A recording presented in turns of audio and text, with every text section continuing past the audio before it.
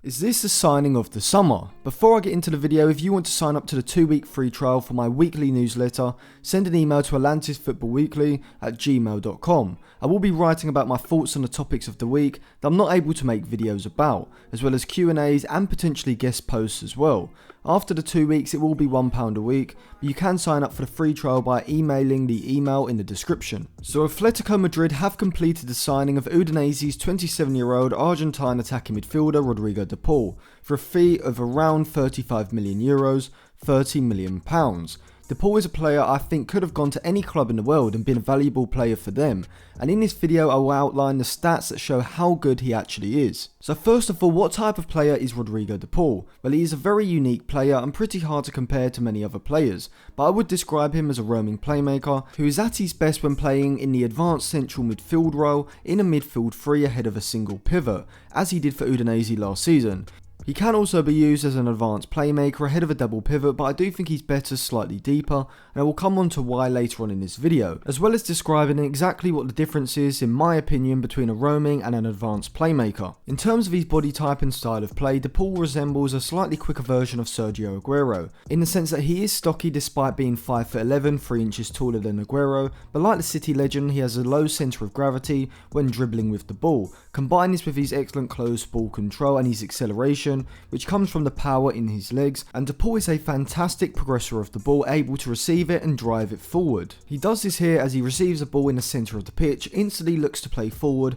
drifting past the opposition player, and then plays a forward pass, and now Udinese have beaten the opposition midfield and can push the ball into the final third. However, De Paul also has the ability to receive the ball with his back to goal, under pressure and swivel 180 degrees quickly, bursting past the opposition player, and this ability is so valuable as it enables the side to break through a midfield defensive line in a matter of seconds just by feeding the ball into De Paul. This dribbling ability can be seen as last season in Serie A he completed 3.4 dribbles per 90 minutes, the 5th most of any player in Serie A, and the most of any central midfielder in the league, which shows just how good De Paul is at progressing the ball forward when it's at his feet. As I said, De Paul for Udinese last season was being used more as a roaming playmaker than an advanced playmaker, and the difference is that an advanced playmaker usually starts higher up the pitch, between the lines of the opposition's midfield and defensive lines. However, a roaming playmaker often starts a little deeper, dropping into deep positions in the central midfield, but is given the freedom to push further forward up the pitch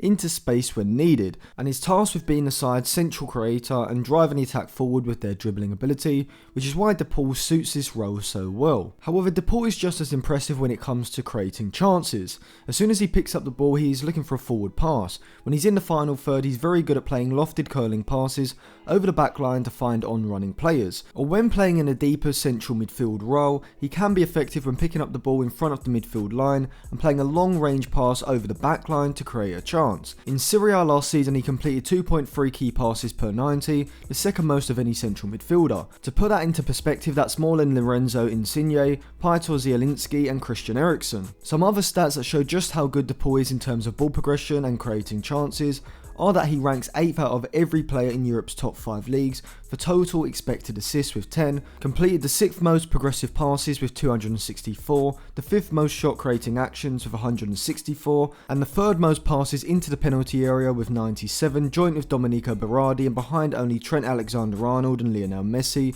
which all show just how elite De Paul is in these areas. And when you consider he also played for Udinese, who finished 14th in Serie A, it's even more impressive. Around the box, De Paul also has very good vision and is composed. He's able to find teammates with short, sharp passes, constantly looking for 1-2s, or as he does in the next clip, he's able to use his close ball control and low centre of gravity to dribble past players into a shooting position, from where he has a composure and technique to open up his body and slot the ball past the keeper, which is his trademark in these situations. Before I show you his goal scoring metrics, remember to go to the description of this video or wait to the end screen to check out some of my other videos, such as my analysis of Manchester United targets, Varane and Camavinga, as well as my video looking at 3 alternatives to Declan Rice. So De Paul's goal scoring stats aren't as impressive as his dribbling and chance creating stats. He scored 6 non-penalty goals, but this was playing in central midfield and from a non-penalty XG of 3.98, an overperformance of 2.02 goals, which shows that once he's in this Atleti side and hopefully getting more shooting opportunities, he will inevitably score more often, as his finishing was very good. It was just that playing for Udinese he wasn't able to receive as many chances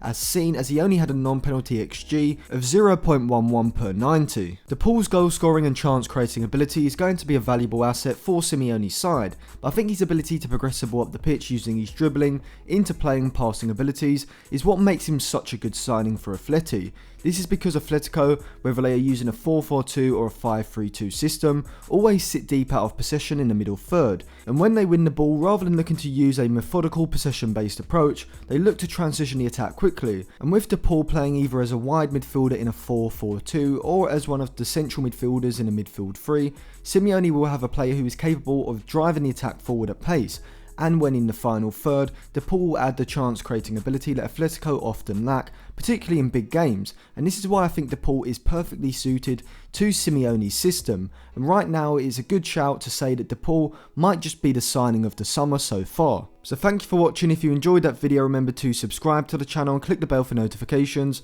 go to the description to check out some of my other videos, or click the videos on the end screen now. Also follow me on Instagram and Twitter for more content as well.